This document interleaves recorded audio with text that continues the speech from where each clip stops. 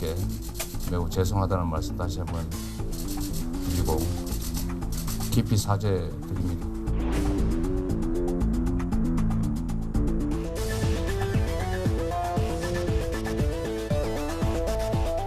저도 알 수 없는 일이긴 한데 본인이 맹세고안이라고 하니 부모된 입장에서는 믿을 수밖에 없는 상황입니다.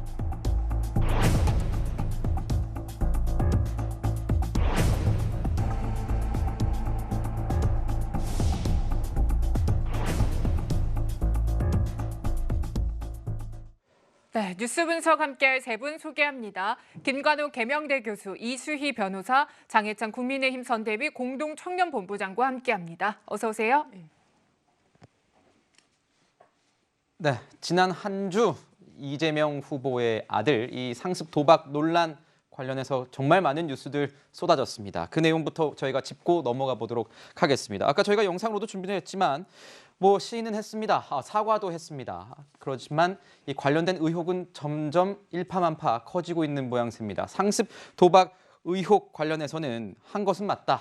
사과드린다 이렇게 얘기했고요. 성매매 의혹과 관련해서는 성매매 후기 관련해서는 올린 것은 맞지만 이것은 실제 성매매를 한 것이 아니라 지인에게 들어서 한 것일 수도 있고 본인이 직접 한 것은 아니다 이런 식으로 해명을 했습니다.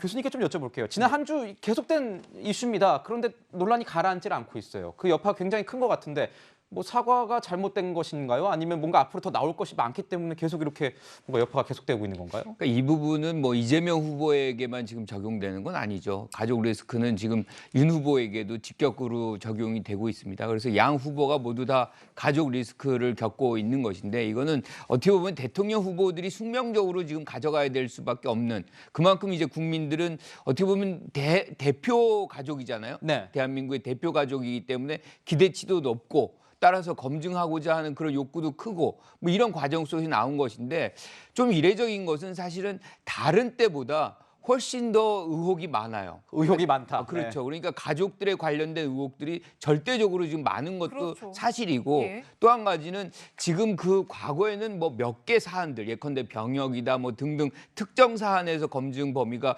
국한됐다 그러면 요번에는 거의 전면적으로 그 검증의 범위가 사생활 영역까지도 많이 퍼져 있는 그렇다 보니까 가족 리스크가 급증하는 그런 현상을 만들어주고 있는 거 아닌가 이렇게 보죠. 네, 지금 복잡하고 심화되는 가족 리스크입니다. 이재명 후보의 아들이 온라인에 남긴 글 중에는요, 여성 비하성 표현이 들어간 글도 있다라고 지금 얘기가 되고 있습니다. 관련한 논란 목소리 준비되어 있습니다.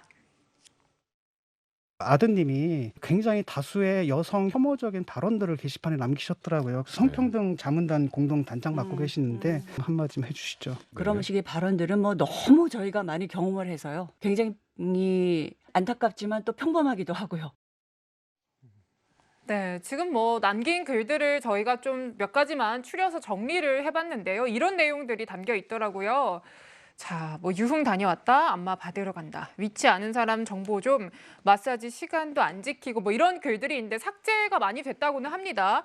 그런데 이런 관련한 여러 가지 후기 혹은 비하성 표현에 대해서요, 변호사님, 권인숙 의원이 안타깝긴 하지만 평범하다라고 평가를 했습니다. 이게 평범하다고 볼 수 있는 대목인지 좀 궁금하네요. 그러니까 이제 권인숙 의원의 발언 취지는 그런 것 같아요. 이런 식의 좀 퇴폐적이고 네. 이런 식의 게시글들 중에는 이런 내용이 많고 그래서 그런 게시글 기준으로 봐서는 특별한 게 없다 이런 취지인 것 같은데 좋게 해석을 해주면 네. 하지만 이거는 대다수 남성들에게 상당히 모욕적일 수 있는 거예요. 지금 이 방송에서 언급할 수 없는 수준의 아주 구체적인 내용들도 있는 게시글도 있거든요. 지금 나와 있는 거 이외에도 네. 거기에 보면 여성을 상당히 물건, 대물화라고 하죠. 이렇게 물건으로 보고 또 성매매를 안 했으면 이런 내용을 썼을까 싶을 정도로 굉장히 구체적입니다. 내용들이. 그래서 이런 거는 이재명 후보 아들이 여성을 어떤 시각으로 바라보느냐를 좀 극명하게 보여주는 것 같고 그것을 권인숙 의원이 이렇게 평범하다라고 해서 어떻게 보면 그런 부류의 남성들의 그냥 치부하는 그런 말일 수도 있지만 상당히 오해를 살 수 있고 대다수 남성들에게 참 모욕적이겠다는 생각이 들고 네. 이런 걸로 두둔할 상황의 내용은 아니다. 그렇게 생각이 듭니다. 네, 권 의원은 민주당에서 이 선거대책위원회 이 성평등 자문단 공동단장을 맡고 있는 상황입니다. 아까도 말씀을 드렸지만 성매매 후기를 올린 것은 맞지만 실제 성매매를 한 것은 아니다. 그렇게 이재명 후보는 아들이 시인을 했으므로 그렇게 믿겠다 이렇게 해명을 하고 있는 상황입니다. 자, 이런 가운데 이 후보의 아들 이 성매매 의혹과 관련해서 갑자기 이준석 이 국민의힘 대표의 이 뭔가 연관성까지 관련된 이 글이 올라와서 논란이 됐거든요. 저희가 그 글 한번 준비해봤습니다. 보시죠. 자, 이준석 대표의 SNS입니다. 이 어떻게 마사지 샵에 있는 그 친필 사인이라고 할까요? 그 사인들이 찍힌 사진과 함께 글을 하나 올렸네요.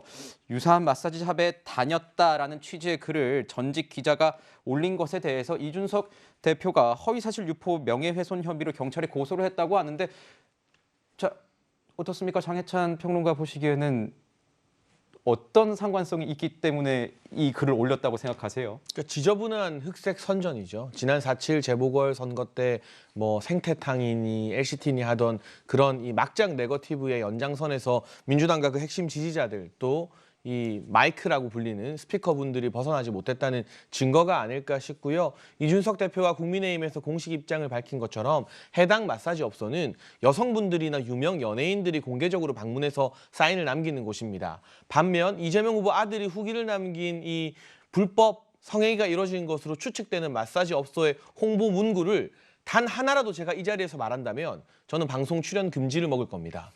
제가 입에 담을 수도 없는 수준의 적나라한 홍보 문구가 이재명 후보 아들이 다녀간 마사지 업소 홍보 게시물에 버젓이 공개가 되어 있고요. 그런 마사지 업소와 유명 연예인들이 공개적으로 사인을 남기는 이 합법적인 발 마사지를 주로 하는 이 마사지 업소를 동일선상에 놓고 비교하면서 마치 이준석 대표도 비슷하지 않느냐는 식의 글을 올리는 건 마타도 수준을 넘어선 범죄 행위이기 때문에 아마 허위사실에 의한 명예훼손으로 고발이 진행되는 만큼 응당한 법적 처벌이 있을 것 같은데요. 법적인 대응을 떠나서 선거에서 상대 후보나 상대 진영을 비판하고 의혹을 제기하고 검증하는 것은 꼭 필요한 과정입니다. 네. 피할 수 없죠. 네. 하지만 넘지 말아야 할 선이 있다는 것을 이번 사건을 계기로 뭐 보수고 진보고 할 거 없이 유념을 했으면 좋겠습니다. 네. 네, 자 그리고요, 이 아들의 불법 도박 의혹 관련해서는 돈에 대해서, 그러니까 아들의 재산에 대해서도 의심의 눈초리가 커지고 있습니다. 관련 목소리 준비했습니다.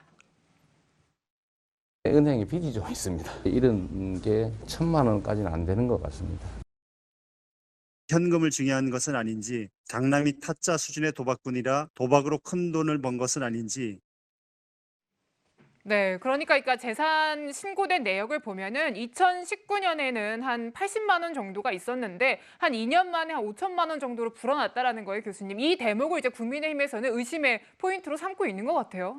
근데 이 후보 측에서는 그냥 세금 다 내고 증여한 걸로 지금 얘기를 하고 있거든요. 네. 법적인 어떤 문제가 없다라고 얘기를 하는 것이고, 지금 이게 이제 출처가 결국엔 도박을 해서 벌었느냐 아니면 아버지가 이제 준 거냐 뭐 이 얘기를 지금 묻고 싶은 것 같은데 네. 어느 부모도 도박하라고 돈을 주지는 않습니다. 그래서 이 부분을 이렇게 이재명 후보하고 연관시키는 거는 과도하다고 생각하고 정식으로 지금 얘기하는 부분은 증여를 했다는 거니까 네. 그 관계는 뭐 다 관보에도 이미 나왔다고 얘기를 합니다. 네. 그러니까 그 관보를 보시고 실질적으로 공식적으로 어떻게 처리됐는지 확인하면 되는 거죠. 그건. 네, 변호사님. 이 경찰이 불법 도박 의혹으로 고발된 이 후보의 아들에 대해서 이 수사에 착수했다 이렇게 얘기가 나오는데요. 어떻게 수사가 이루어지고 뭐 만약에 사실이라고 판결이 된다면 어느 정도의 뭐 처벌을 받게 되는지 그것도 좀 궁금해요. 이미 이제 고발이 됐기 때문에 17일날 경찰에서 이제 수사에 착수했다고 하는데 이게 그 뭐 오프라인의 그런 도박장이 아니라 이제 그 사이트에 접속해서 불법 도박 사이트에 접속해서 하는 거니까 네. 아마 그 사이트에 대한 수사도 같이 병행이 될 것 같습니다. 지금 이 이재명 후보 아들의 경우에는 한 그 후보 측에서 얘기한 것도 2019년에서 최근까지인 거거든요. 네. 그러면은 상습 습벽이 있다고 봐야 할 것 같고, 그렇다면 상습 도박으로 처벌받을 가능성이 높아 보이고, 보통 이 도박은 이게 뭐 실형을 살거나 뭐 구속되거나 그렇지는 않고요. 보통 벌금형으로 처벌이 됩니다. 보통 벌금형이 나옵니다. 예, 근데 형사처벌도 형사처벌이지만 이게 이제 그 한 인생을 두고 봤을 때 이 도박 습벽이 이게 고쳐지기가 쉽지가 않거든요. 그런 면에서 아마 아버지로서 부모로서 이재명 후보 부부가 갖는 네. 부담이 상당히 클 것 같습니다. 네. 네, 자, 지금 뭐 가족 리스크는요, 여야 가릴 것 없이 계속해서 다 얽혀 있는 부분입니다. 이 리스크에 대해서 가족 내에도 검증의 우선순위가 있다, 이런 목소리도 나오고 있습니다. 들어보시죠. 자녀라고 할지라도 어쨌든 사실상 대통령에게 영향력을 미칠 수 있기 때문에 그것도 검증을 하긴 해야 된다. 그렇죠. 그렇지만 부인만큼 배우자만큼은 아니다. 행사할 수 있는 권한이 그러니까 영부인 같은 경우는 해외 순방할 때 계속 같이 동행하시고 영부인 퍼스트 레이디로서 그 외교 활동을 하시잖아요. 네, 그러니까 들으셨다시피 배우자가 자녀보다는 더 우선이다, 검증에 있어서요. 그런 얘기를 하는 건데, 저 본부장님은 어떻게 보시는지 궁금하네요. 이 가족 내의 검증의 우선순위에 대해서요. 저는 시점이 더 중요하다는 생각을 합니다. 시점이요? 과거냐 현재 진행형이냐. 지금 이재명 후보 측의 해명과 달리 이재명 후보의 큰아들 같은 경우는 최근까지도 거액의 상습 도박을 한 것으로 확인이 되고 있습니다. 그리고 우리가 경찰에서 도박 가액을 따질 때 단순히 내가 얼마를 잃었느냐 얼마를 땄느냐로 계산하는 것이 아니라 예를 들면 한 판에 도박을 한다면 그 도박판에 걸린 판돈 곱하기 전체 도박의 횟수를 하게 됩니다. 그런데 지금 다른 언론에서 보도하는 거 보면 하루에 뭐 400판까지도 도박을 했다는 보도가 나오고 있잖아요. 그러면 그 한 판에 걸린 판돈이 예를 들어 최소로 잡아서 100만 원만 되어도 400판이 되면 곱하기 400이 되는 것이거든요. 당연히 거액의 상습 도박이라는 표현을 최근까지도 정말 불과 얼마 전까지도 했다는 보도가 나오고 있기 때문에 이러한 현재 진행형 사태에 대해서 국민들이 판단하는 기준이 훨씬 더 날카롭지 않을까. 그래서 친족이라면, 직계 친족이라면 관계를 따져서 뭐 배우자가 더 중요하다, 자녀가 더 중요하다 이전에 이게 과연 과거 어느 시점의 일인가 또는 현재 어느 시점까지의 일인가를 국민들이 더 무겁게 보지 않을까 하는 생각을 개인적으로 하고 있습니다. 지금 네. 조응천 의원이 얘기했던 거는 배우자, 자녀 순이다 이렇게 얘기를 했습니다. 아마 뭐 김건희 씨에 대한 그런 것도 염두에 둔 발언이 아닐까, 여권의 발언이 아닐까 생각이 드는데 교수님께서는 어떻게 보십니까? 아무래도 그러니까 공식 활동을 누가 하느냐는 것은 매우 중요하다고 생각을 해요. 그러니까 지금 뭐 아들하고 부인이 이렇게 대비되는 장면이 나오다 보니까 누구의 의혹이, 누구의 문제가 더 중요한가 이렇게 얘기를 하는데 사실은 뭐 아들 같은 경우는 성년이 다 됐고 아버지의 어떤 정치 그리고 국정에 있어서 영향을 미칠 수 있거나 그런 관계 속에서 활동할 수 있는 부분은 굉장히 제약이 돼 있거든요. 네. 거의 뭐 생활을 같이 안 한다고 봐야 되겠죠. 하지만 부인 같은 경우는 영부인이 되고 그 다음부터 많은 이제 활동을 한국과 영부인으로서 이제 역할을 해야 되는 겁니다. 그렇기 때문에 검증의 강도, 눈높이 이게 굉장히 높을 수밖에 없는 것이고 그래서 질 바이든 이 여사도 네. 같은 맥락에서 얘기를 해요. 이 영부인을 해보니까 이게 참 어렵더라. 그러면서 그런 어떤 수준의 기대치가 필요하다는 얘기를 지금 하고 있는 것이거든요. 바이든 대통령도 공교롭게 아들 문제가 있지 않았습니까? 그렇죠. 마약과 관련된 얘기가 있었는데 그걸 딛고 일어나서 대통령 당선이 됐죠. 그렇죠. 그러니까 사생활이 전면적으로 뭐 유권자의 어떤 판단 기준이 되지는 않습니다. 그것도 가족일 경우에는. 네. 그러니까 그런 경우가 분명히 있는 것인데 중요한 거는 대통령의 가족이잖아요.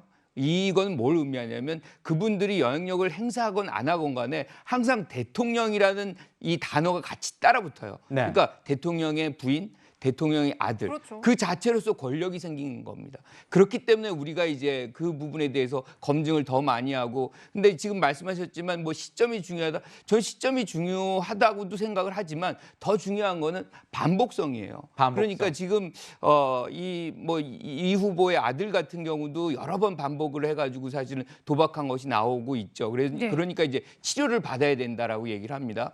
그런데 이제 의혹 제기가 되어 있는 부분으로 본다면 윤 후보의 부인 같은 경우는 장기간에 걸쳐서 사실은 그런 어떤 허위 경력이라든가 뭐 논문 표절이라든가 이런 의혹들이 계속 나오고 있어요. 반복성에 있어서만큼은 어떻게 보면 윤 후보의 부인이 더 의혹을 많이 받고 있는 부분이 있거든요.